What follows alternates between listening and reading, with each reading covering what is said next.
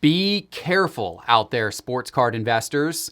What is happening to this card will soon be a lesson to us all. My name is Jeff Wilson. By day, I invest in tech companies, and at night, I invest in sports cards.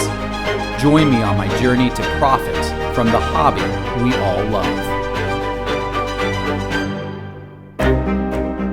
Hello,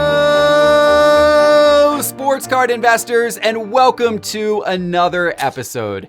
And right off the bat today, I have to tell you something that I have really grown to love about sports cards. And that is that sports cards, ripping a pack, that can provide just an awesome escape, awesome stress relief. I have, unfortunately, in our world over the last year, there have been a lot of things to really be stressed out about. And the events of the last couple of days, my goodness. And I found myself yesterday really stressed out last night. And I decided, you know what? I'm going to start ripping some packs. I'm going to rip packs because it can sometimes just be a great stress reliever. It's not a good thing to do from an investment standpoint, but hey, it's a lot of fun. And that is one of the things I love about sports cards is they can give you that escape. They can give you that joy. I have really, really grown to appreciate that over the last year. So I started ripping packs and don't worry, I did not rip my esteemed boxes of Select. I, of course, can't do that. I must let them sit there and appreciate and value, hopefully, right? No, I ripped some hoops. I know that's not the most exciting thing to rip, but hey, it was 2012 hoops. So that actually is a little more exciting to rip 2012 hoops. I pulled some cool cards. I pulled a nice Kawhi Leonard, among others, which by the way, that Kawhi may now have to go off for grading. And the very best way to grade your cards with PSA is, of course, through Sports Card Investors' new PSA grading service, which we launched around the first of the year. It is an awesome service, by the way, because we are now offering turnaround times that are in many cases significantly better than the turnaround times you can get by going directly to PSA. And our prices in some cases are better as well. And you don't have to join PSA's Collector Club or do any of that stuff. So check it out. If you have any cards that you're thinking about getting graded, go to sportscardinvestor.com and click on grading in the main menu bar and check out everything we have to offer with our PSA submission service. I think you'll really like it. But anyway, I ripped these packs. It felt good to rip some packs. I might have to rip some more tonight. Might have to keep this going. Might be what I just start doing every day here, just to kind of get through some of the stuff going on in America. But look, that's not what we're here to talk about today. What we're here to talk about today is what's going on in the sports card market, and specifically, what in the world is going on with Tiger Woods cards. And let me say right off the bat that as a long-term investment, I think it's great to own Tiger Woods cards. You know, when a lot of people think about sports card collecting and investing, they're thinking about, basketball and baseball and football and maybe a little bit of hockey. But there have actually been some incredible gains in other sports. We've seen Mike Tyson's cards, and there are Mike Tyson cards out there, and they've been going up and up. We've seen Federer and Nadal in tennis, their cards going up and up. My team at Sports Card Investor feels like the UFC market, MMA cards, are going to have a bright future. Maybe even, non-sports cards. Obviously, we've seen Pokemon explode. So, there's a lot of different types of trading cards which can have value outside of just your main sports. And golf is one of them. And I am a fan of a guy like Tiger, obviously one of the greatest golfers, if not the greatest golfer of all time, investing in some of his cards, which are there's not many different types of cards out there. Some of his cards are a little high population count, which we're going to talk about. But there's not many of his cards out there. So I think if you want to invest in some Tiger Woods cards for the long run and hold on to them for a long time, great. But don't do it right now, because the Tiger Woods market has gone insane over the last couple of weeks. And I do mean insane as in this doesn't make any sense. And unfortunately, I think some people are about to get burned really, really bad I'm talking like Topps Project 2020 style burn if you bought in the upswing of Topps Project 2020. So be careful. I'm going to show you what I'm talking about. But know that this is my reaction to what's going on at this moment in the market, which is a little bit crazy. But I have been a proponent of investing in Tiger Woods cards for quite some time before all of this craziness happened. In fact, as proof of that, because I know there's going to be those of you out there who are going to put in my comments, oh, the only reason why Jeff's hating on Tiger Woods, cards right now is because he missed out, right? That's what I heard back when we were talking Topps Project 2020 on this channel, and along the way as we've been talking other cards. I didn't miss out on Tiger cards. In fact, look, this article right here, I wrote this article on April 27th of 2020. So I wrote this article last year. This was my card pick of the week for all of my Market Movers members. Every week I send out an article with cards I'm buying and that type of thing. Oh, look what my pick was in April of 2020. It was to buy Tiger Woods cards. And I made the case for why Tiger Woods cards were good to buy. And what's crazy is if you look at the prices of these different cards, it's insanity. So this card, for example, this card right here, this card that I told people, this PSA 10, that I said you could, buy below $12,000, that card just sold for $85,000. And I was suggesting that people buy that card for under $12,000 last April. Now, I will tell you this. I think it's insane that it just sold for $85,000. I don't think it's worth $85,000 at this moment in time, but I also think it's worth a lot more than $12,000. So, it's somewhere in between is the truth. So anyway, my point of telling you this is that I do like Tiger Woods cards. I didn't miss out on the trend. I am bringing to you today a very real concern, though, about what has happened in the Tiger Woods card market and what I think is a lot of, at best, flippers selling to flippers, and at worst, outright price manipulation. And it might be somewhere between the two. But I think what is happening is going to set some collectors out there up to take a really big fall in the near short-term future. So let's dig in. Let's take a look at what I'm talking about here. So this right here on your screen, this is the card that I am most concerned about. This is Tiger Woods' 2001 Upper Deck base card in PSA 10. Now, many people consider this to be his rookie card, even though Tiger had actually been golfing for years, prior to this card coming out. And there is another card of his that we're going to look at in a minute that is an older card, but it was hard to find and that type of thing. So this is the card that a lot of people kind of claim to be his rookie card. You can see on your screen what this card has done in the last couple of weeks. I mean, look at that. Like, this is not a normal increase. Obviously, he did nothing on the golf course that would cause this to happen. This is all fueled by the fact that there is a documentary coming. HBO has announced, and this has been known for a while. So by the way, the fact that this spike just occurred in the last 2 weeks, I mean, this has been known for a while, but here we are, we're right on the precipice of the documentary airing. It is a 2-part documentary that is going to be airing on HBO this upcoming Sunday, as well as next Sunday. I believe it's 3 hours in length total. It is called, I think it's just called Tiger. But it's going to be, this whole documentary about him. So what, of course, is happening is flippers in the sports card market are remembering back to what happened when the Last Dance documentary came out, and when there was this crazy run-up in Michael Jordan card prices, and then it hit all these other players like Charles Barkley and Isaiah Thomas, as well as his teammates on the Bulls.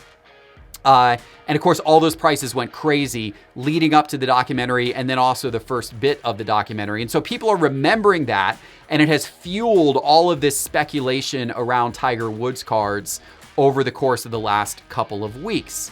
But this speculation is nothing but speculation. And I fear what is happening here is this spike is not a healthy, natural spike for the hobby.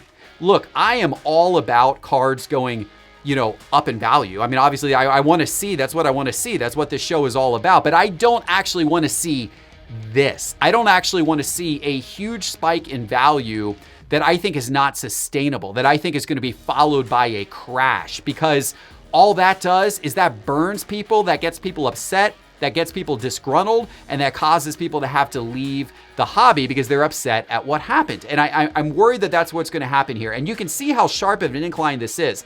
I mean, if you go back to, let's say, February 16th, this 2001 Upper Deck PSA 10 was $329. And at its peak then, on January 2nd, this card was all the way up at over $1,300. It's come down a little bit in recent days, but it's still well over $1,000, over $1,100 for a card that was just a little over $300 a couple weeks ago.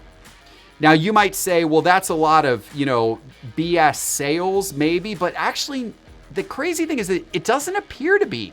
And in Market Movers, you can look at the detailed results that show all of the individual sales that make up a graph. And one of the things, there's a couple of telltale things to look for when you're looking for shill bidding, when you're looking for price manipulation, that type of thing. First is the buyer feedback rating. If you're seeing sales that are like 0 feedback, 1 feedback, 2 feedback, that could be very easily shill bidding or some type of manipulation that's trying to take place, because people are setting up fake additional eBay accounts and bidding on their own auctions, right? So that you got to watch out for. And in fact, Market Movers automatically gets rid of any sales that have a buyer feedback of 0, and it gives you the option of turning off sales that have low buyer feedback ratings so that they get out of the results, right? So that's one thing you've got to watch out for. Another thing that you need to look for is it just one outlier sale? Or is it a pattern? One outlier sale can be kind of an attempt at market manipulation, but if there's a pattern of a lot of different sales from a lot of different buyers, then it starts to look like more of a legitimate trend.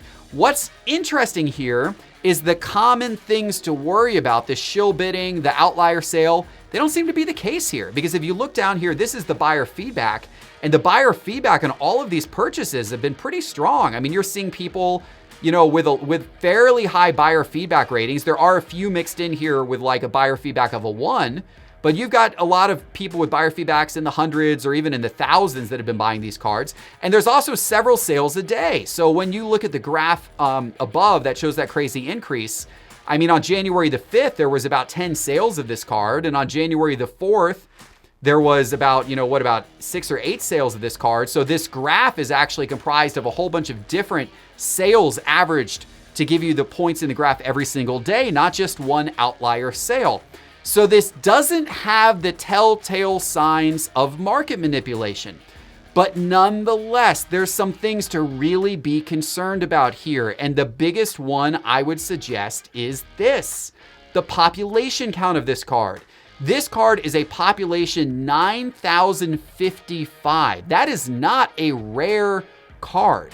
This is not 2012 Prism, right? This is not even a 2018 Luca silver card, right? It's not that this is a base card population that you might have seen in recent years or that type of thing in a lot of popular sets. I mean, this is a pretty heavily printed card, population 9,055 in PSA 10 alone.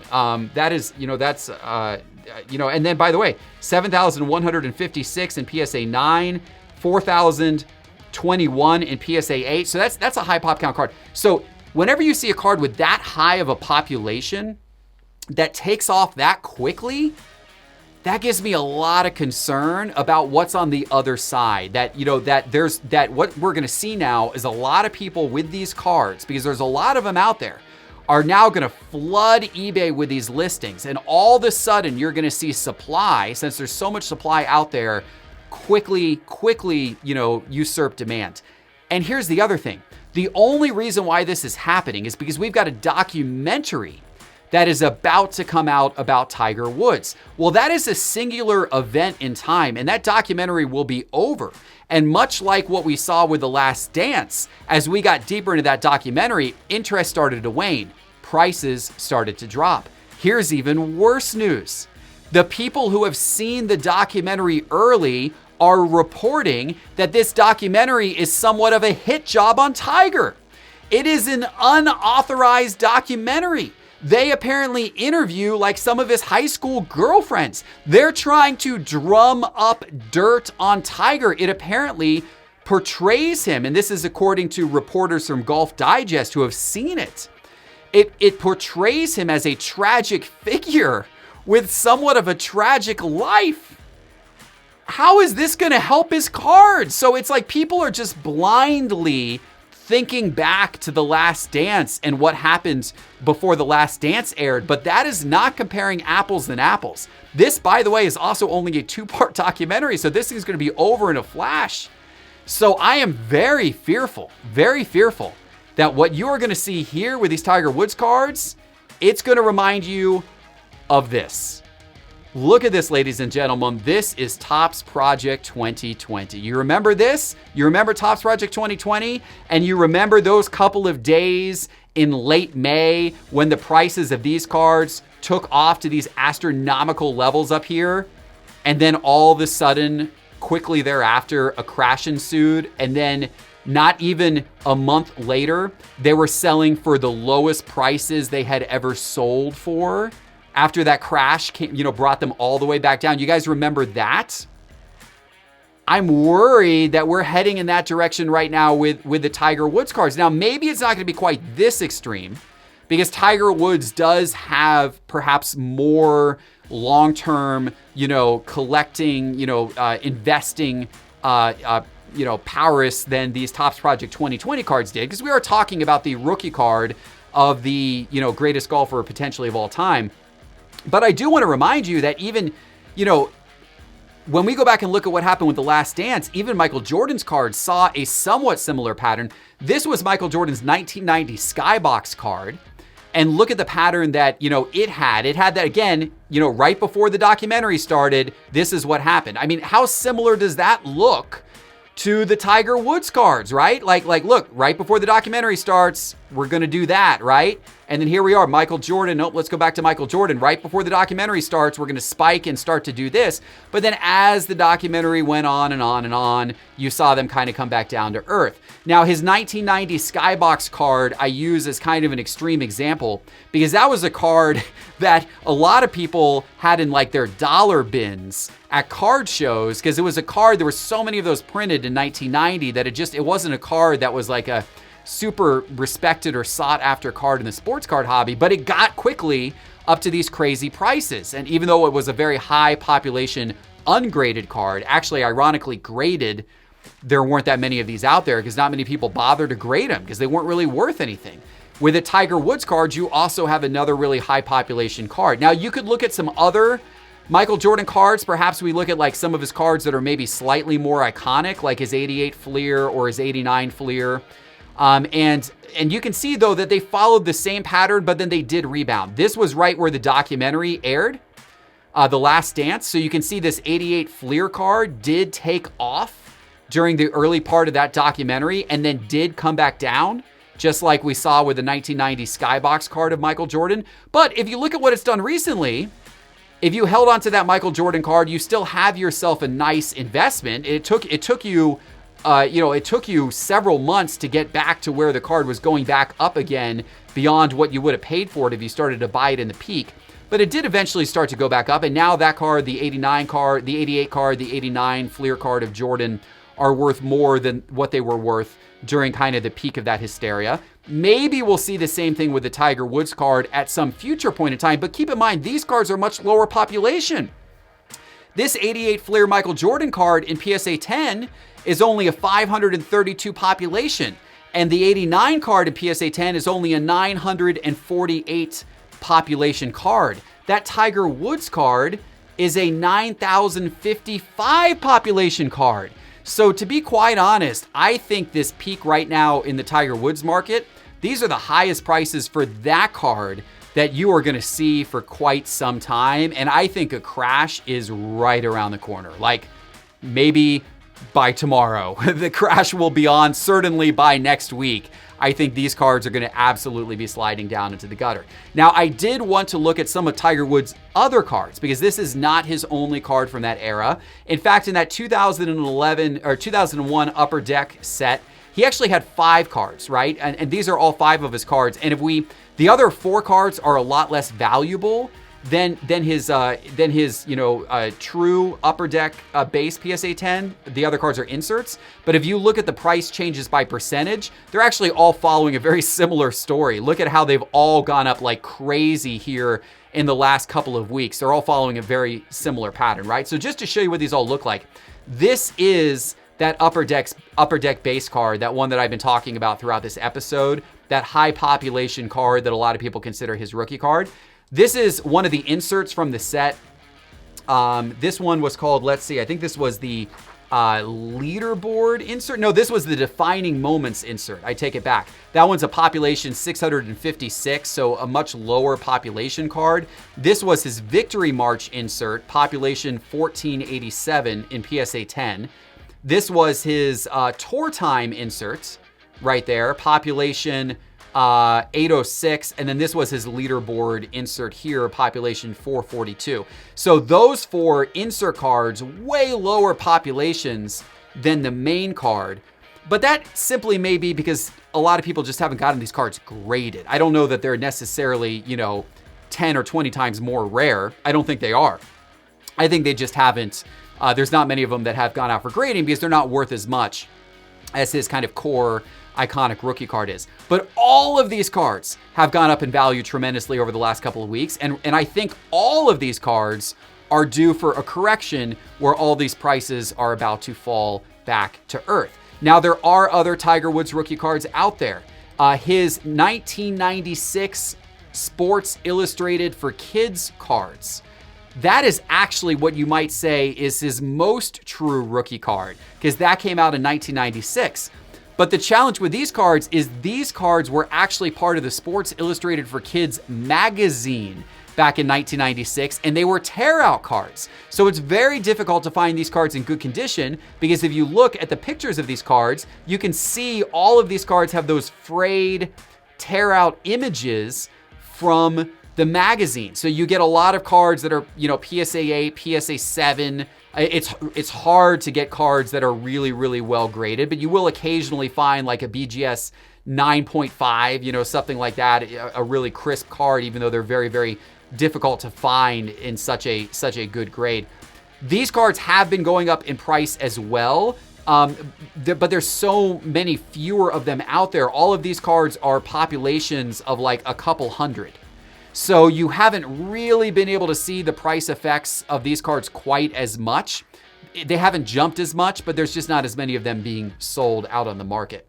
From a long-term perspective, I'd rather have one of these cards than one of those 2001 Upper Deck base cards, just because these are going to be a lot more rare. They're a lot lower population count, which from a long-term perspective is generally a good thing in terms of the appreciation of card values. Then there is also the 2001 SP Authentic cards, and he has autos in 2001 SP Authentic. Now, these are your real high-end cards. These are the cards that I talked about earlier when I said that I was suggesting if you could get the auto for under 12,000 in PSA 10 back last April, I said buy it. Well, that card, I told you that card recently sold for $85,000. Look at that.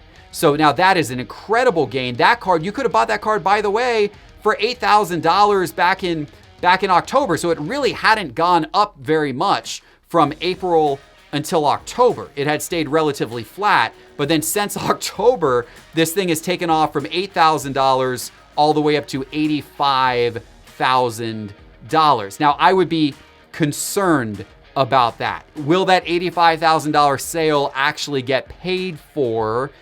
I don't know. I would be concerned about that, but there have been a couple of sales which, have pushed this trajectory up, but I would be concerned about this. I think that these, if you are a high-end collector and you want to own some really nice Tiger Woods cards for the long term as a long-term investment, this is probably the card you want to own, because this is a beautiful auto-numbered card. However, you don't want to pay $85,000 for a PSA 10. I think it's just too much, considering that the gain has been so extreme over the course of the last couple of months, and it has been fueled simply by this documentary and it causing this spike in interest around these types of cards. Also, I should mention from this 2001 SP Authentic set, There was also this preview card. This is a much lower dollar card, also a very low population count card. This was this, card that the non-auto card from 2001 SP Authentic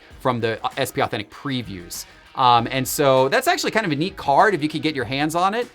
We don't really know what the prices have done because there hasn't been a sale of that card, at least in BGS 9.5, which we're tracking here in the last couple of months. If there was a sale, I'm sure it would be a lot higher than what it sold for a couple of months ago. So anyway, what is the lesson in all of this? The lesson in all of this, ladies and gentlemen, is don't buy into the hype as the hype is happening.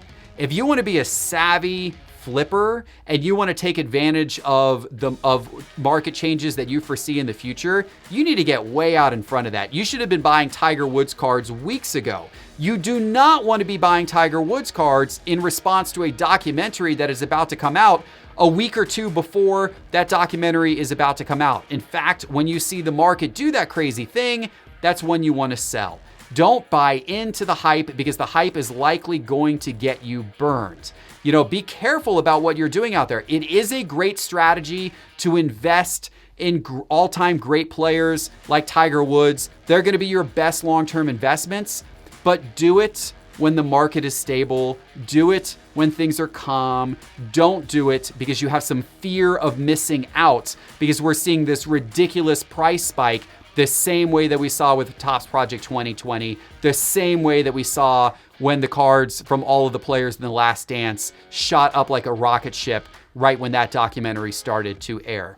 Be smart, be careful, understand the price trends, look at the graphs. Obviously, Market Movers is a great option for that. That's how I look at all of this stuff. And you guys know you can always subscribe to Market Movers by going to sportscardinvestor.com, clicking on Market Movers in the main menu. Also, the Sports Card Investor app, if you just want to keep a sense of what's going on in the marketplace, it's free. It's a great way to do it. You can download the Sports Card Investor app in the App Store for free. But be smart. Do your research. Look at the charts. Don't get caught into the hype. Be careful out there, everybody. Be a smart sports card investor. Because above all, I want this hobby to be a hobby that continues to serve as a happy escape for you and for me in times that we need it. And what I don't want to see is for you to make bad decisions, get caught in the hype, and end up getting hurt and losing that joy and excitement that the hobby should bring you. Thank you so much for watching, everybody. Really appreciate it. Check out our grading service by going to Sports Card Investor and clicking grading to find out all about our PSA grading service. And click that subscribe button and the little bell icon if you haven't done so already. Every subscriber makes a difference. I really appreciate it. Thank you so much, and we'll see you back this weekend with my next episode. Stay safe.